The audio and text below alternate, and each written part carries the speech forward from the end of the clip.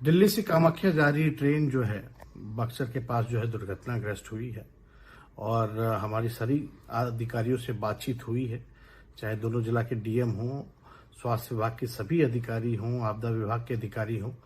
सारे हॉस्पिटल से लेके